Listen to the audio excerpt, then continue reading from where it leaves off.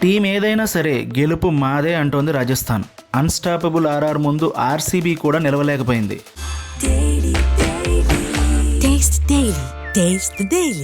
గౌహతిలో జరిగిన మ్యాచ్లో royal Challengers బెంగళూరుని 4 వికెట్ల తేడాతో రాజస్థాన్ రాయల్స్ ఓడించి వరుసగా 4వ విజయాన్ని నమోదు చేసింది.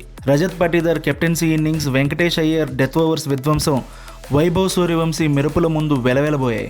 ఇంకో 2 ఓవర్లు మిగిలి ఉండగానే రాజస్థాన్ ఆర్సీబీ ఇచ్చిన 202 పరుగుల స్కోర్ను దాటేసింది. వైభవ్ సూర్యవంశీ కేవలం 28 బంతుల్లో 8 ఫోర్లు 7 సిక్సర్లతో ఆర్సీబీ పతనాన్ని శాసించాడు. బొడ్డోడి బాదుడికి పవర్ ప్లేలోనే మ్యాచ్ డిసైడ్ అయిపోయింది. రాజస్థాన్ 6 ఓవర్లలోనే 97 పరుగులు చేయగా ఇందులో వైభవ్ స్కోరే 58. ఆర్ఆర్ స్కోరు 129 పరుగుల వద్ద ఉన్నప్పుడు కృణాల్ పాండ్యా వైభవ్ను, హిట్మైర్ను వరుస బంతుల్లో అవుట్ చేయడం, ఆ తర్వాత కొద్దిసేపటికే కెప్టెన్ రియాన్ పరాగ్ కూడా అవుట్ అవడంతో రాజస్థాన్ కాస్త స్లో అయింది. అయితే అప్పటికే స్టాండ్ అయి ఉన్నటువంటి ధ్రువ్ జురేల్, సీనియర్ రవీంద్ర జడేజా మిగతా పని ఫినిష్ చేశారు. అంతకుముందు ఆర్సీబీ ఫస్ట్ బాల్కే సాల్ట్ వికెట్ను కోల్పోయింది. అయితే కింగ్ కోహ్లీ కొన్ని అద్భుతమైన కవర్ డ్రైవ్లతో కుదురుకున్నట్లు కనిపించినా ఎక్కువ స్కోర్ చేయలేకపోయాడు.